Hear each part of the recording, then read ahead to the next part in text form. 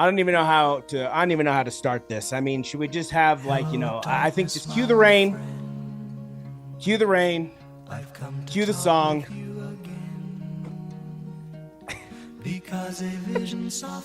What did we do?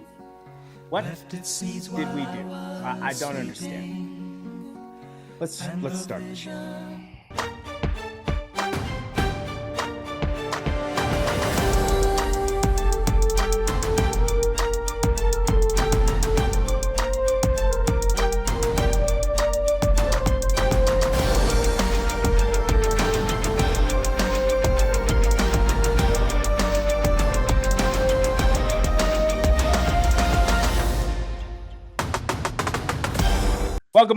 Welcome back to another edition of The Good and the Bad and the Ugly. Yes, I mean, it is a sorrow week here with the sports guys. I mean, could not suffer two more disappointing losses than we suffered this past week.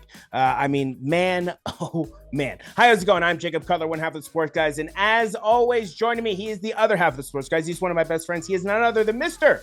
Brandon Sullivan. Brandon, we're gonna get into it, but rough week, my friend.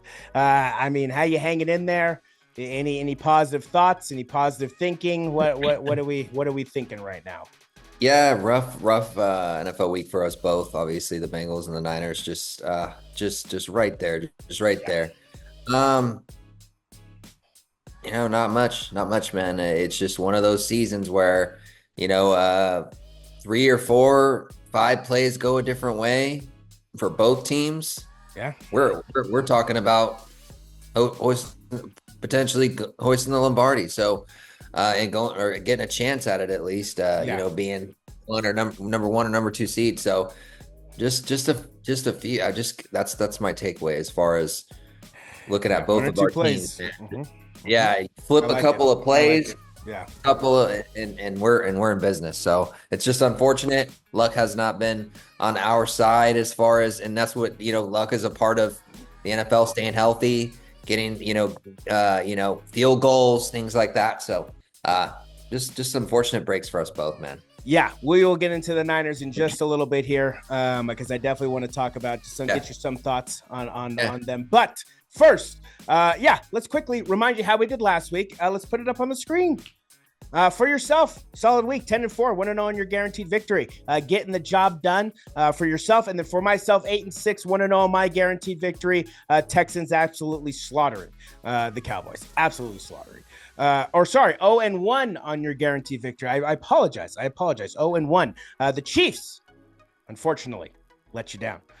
We'll talk about that a little bit also. But overall, for the season that puts us at, for yourself, congratulations, my friend, 106-60, cracking 100 wins, 7-4 on your guaranteed victories. For myself, 166, 9-2 on my guaranteed victories. Couldn't have asked for a better week. I mean, absolutely dominating. We both cracked 100 victories. I checked last year's results. Last year, you cracked 100 wins in week 11. I cracked it in the next week. This year, we're both cracking it in week 11.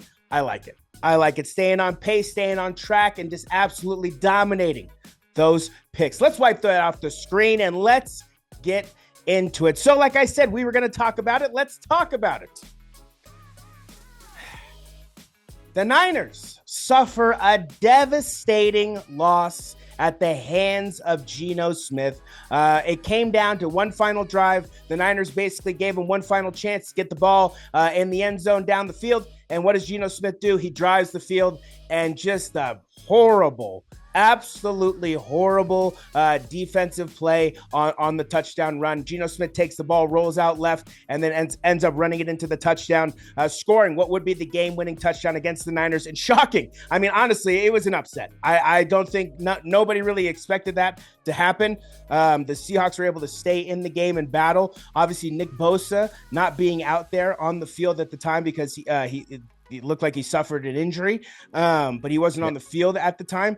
So that 1,000% played a role. But Geno Smith, marching down the field, getting the job done, stealing a victory. And honestly, the NFC West, I talked about the NFC South, fell off a cliff.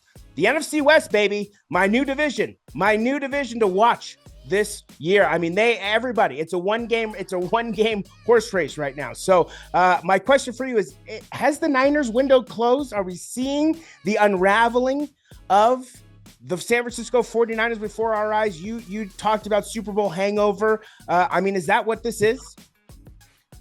Yeah, I mean, we lost Eric Armstead, which was a defensive anchor on that line.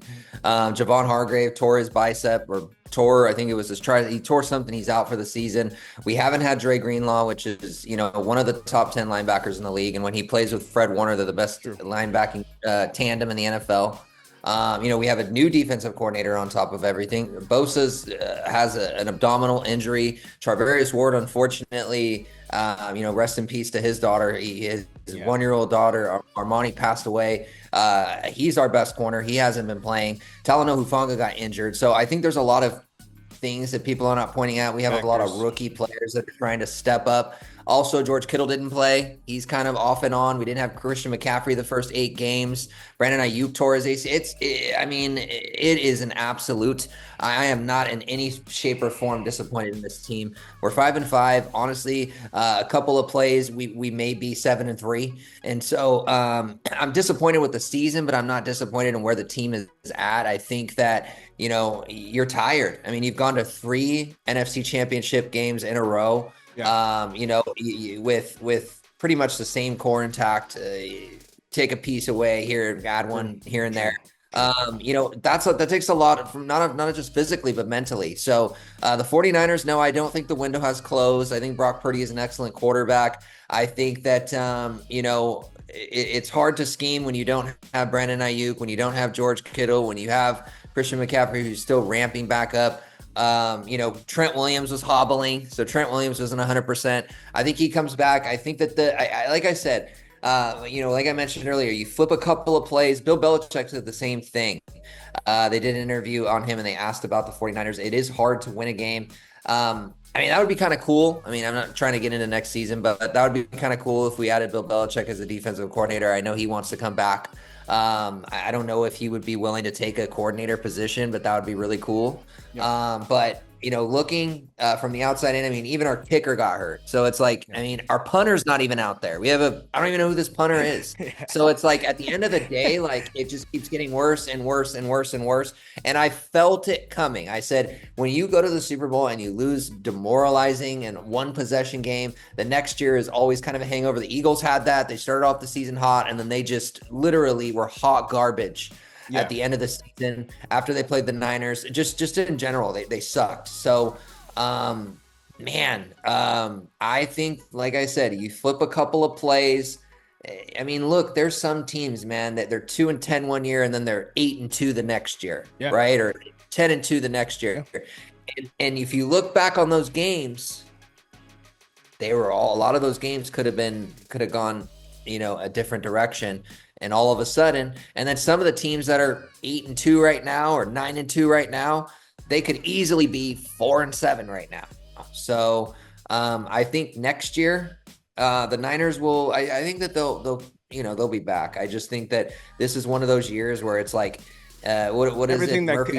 Murphy's Law. Everything that could go wrong will go wrong. Yeah. Totally. I think you bring up a lot of good points, especially with the injuries. And obviously, injuries can be seen as excuses, right? Because it's next man up in the NFL. All these guys are supposed to be, prepared, ready to go. I mean, they're all professional athletes. So, but again, you're missing a lot of key pieces, right? Dre Greenlaw is definitely a key piece that holds down that middle linebacking core. I mean, Javon Kinlaw.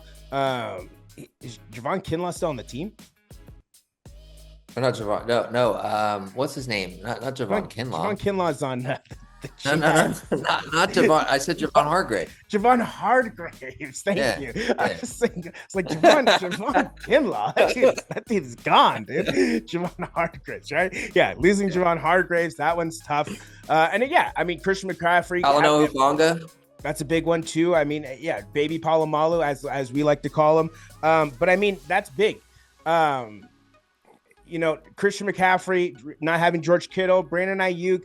I honestly think Brandon Ayuk was a major distraction for the team in this offseason.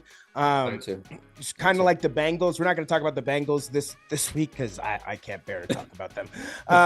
But kind of like the Bengals and the whole Jamar Chase situation and the T. Higgins situation, it really took away from basically the team, right? Jamar Chase wasn't out there for training camp. So it really just took away from the team. Same thing with this whole Brandon Ayuk situation. It really takes away from the team aspect of the sport. And I get it. I'm not here to bash Brandon Ayuk to get I want him to get his money. And look, it benefited him because he tore his ACL.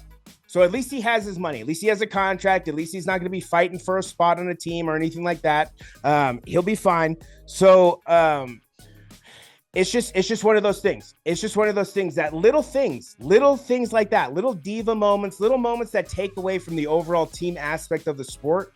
That can really hurt your team. That can really demoralize your team, right? Luckily, Juwan Jennings is there handling business, holding it down. Thankfully, Deebo Samuel's having an okay season here and there, in and out. It's not the greatest. George Kittle doing the best he can.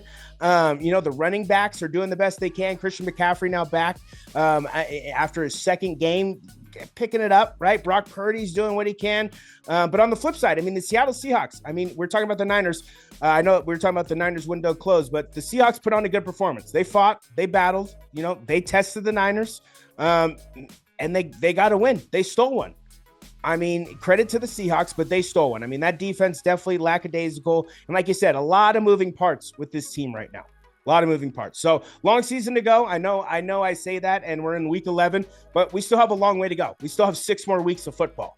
Or no, 7 more weeks of football. Excuse me. It ends in week 18 now. So 7 more weeks of football. We have a long way to go. A lot of things can happen.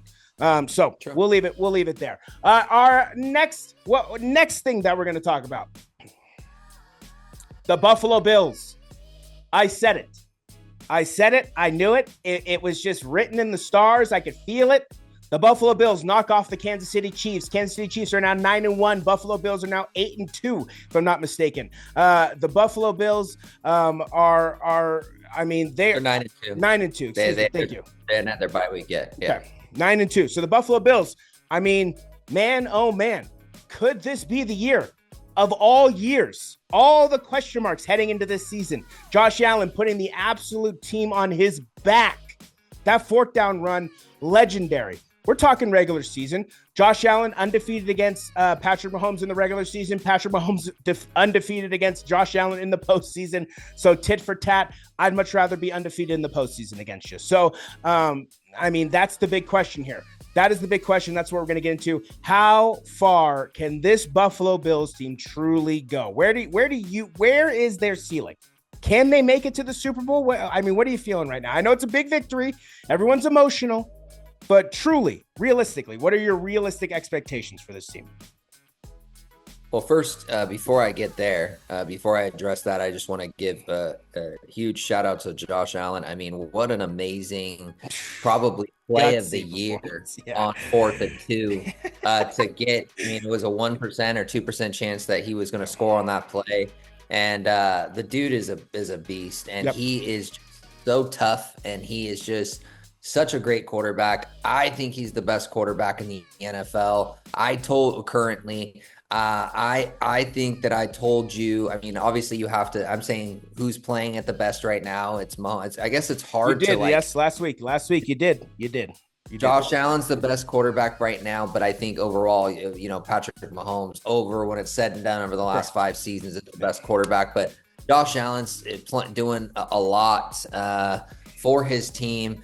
I think he should be the MVP. I really do if he keeps it up. The fact that they're 9-2 and they just that's a lot of pressure to have to beat a team that you just lost to in the postseason and the team that's 9-0. It's huge shout out to Josh Allen. I think they can go as far as Josh Allen takes them. I've always said that. All right. I think that the defense. I think that I don't know if it's the year they get over the top, but I think that this is the year they crack the Super Bowl. I do think that they can. Okay. I think that it's going to come down to, can you make those plays against the Chiefs in the postseason? Because I think that they're going to play each other.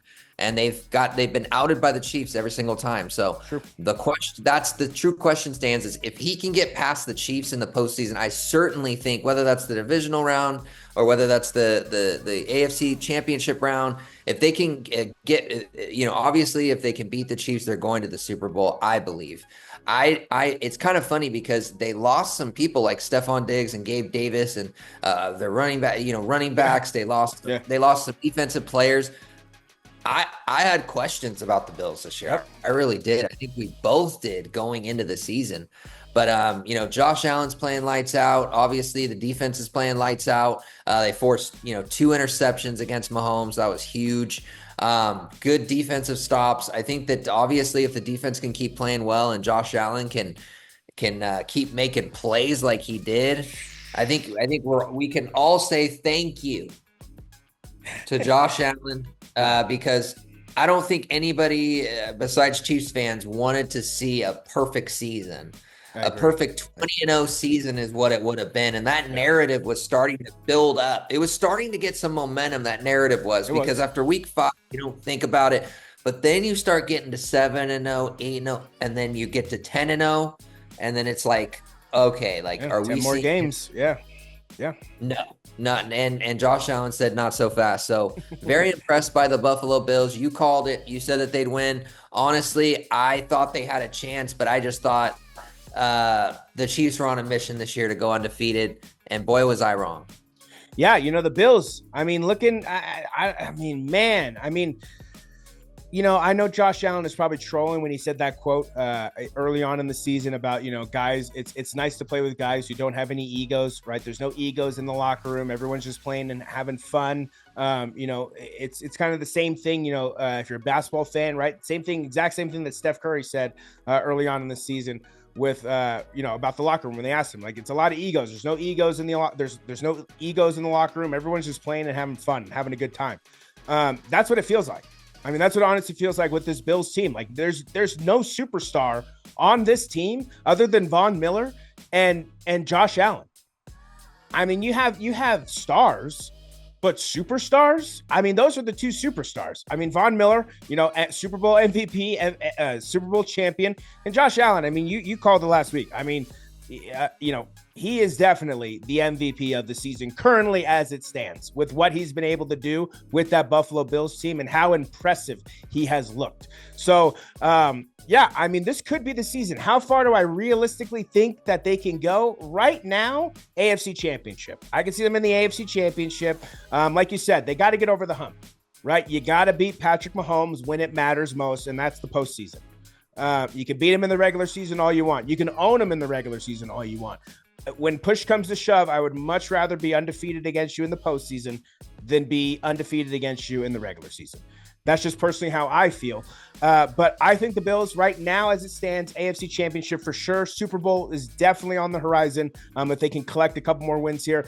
Big games coming up, and we talked about it, I believe, last week. Big games coming up against the Niners and the Lions and the Rams. Big games coming up against those 3 teams, and that will kind of decide what's going to happen with their future. Because if they can lock down those games, that number 1 seed is going to 100% be in play. If not, Chiefs very well. I mean, they could lose 1 game, but they could still get the number 1 seed. So, Buffalo Bills looking good. All right. And then our last thing that I want to talk about, and this one's nice and easy. I just quickly want to run through some of these teams. The playoff bracket is starting to shape up. It's starting to show form.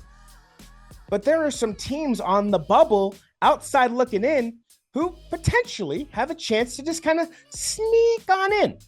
I'm going to run by some teams here, NFC and AFC, and I just want you to yay or nay, yes or no, however you want to say, sí or no, right? Or right? Whatever you want to say, oui or no, right? If you want to go French, it doesn't matter to me, but I just want to get some opinions on some of these teams here that on the bubble, outside looking in. Let's start with the AFC. Colts, yay or nay, making the playoffs? Nay. Okay. Dolphins. Tua Tagovailoa is back, playing decent. Nay. Ooh. The Bungles. Nay. Okay. And lastly, This would be a stretch, a far stretch. The New York Dumpster Fire Jets. Absolutely not.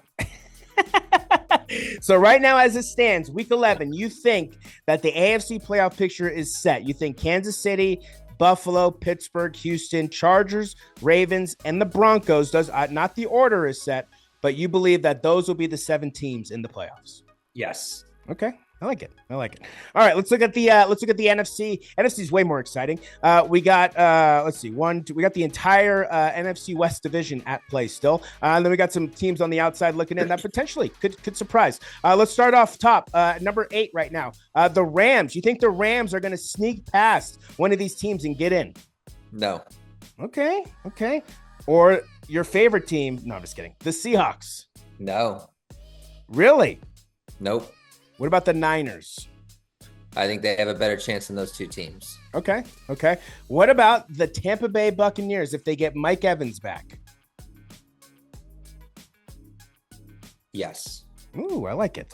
Yes. What about the Chicago Bears? You think Caleb Williams can pull some second half magistry? No way, sir. No way. I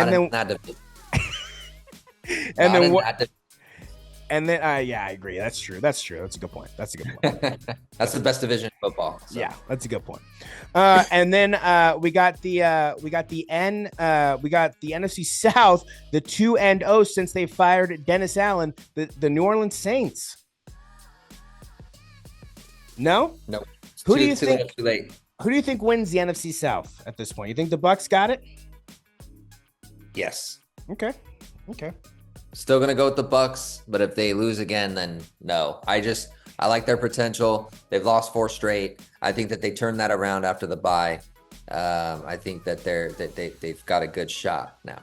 It's gonna come, because it's gonna come down to the Falcons and the Bucs. I think at this point, I think that little New Orleans Saints magic, I think it's gonna kind of run out of mojo here shortly. But I think it's gonna come down to the Bucs and the Falcons. But all right, you got the Bucs potentially getting in. You got the Niners potentially getting in. You got the Rams and Seahawks out, and you got the Bears out. I like it. Yeah, the NFC North. Definitely most dominating. I mean, let's say the NFC West is going to be between the Niners and the Cardinals, I believe, and I would give the edge to the Cardinals at this point. They're 6-4.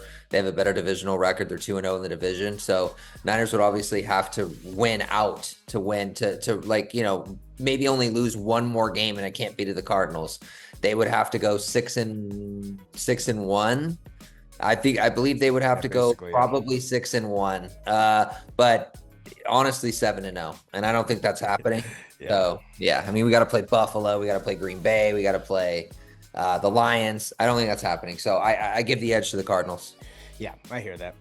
Yeah, the NFC West is going to be an interesting division, an interesting race to call. I like it. All right, moving on. My friend, give us your best and worst performers of week 11. Obviously, best performer, I got to go Josh Allen. I mean, just because of the play, the moxie. Yep. The 4th and 2, the cojones.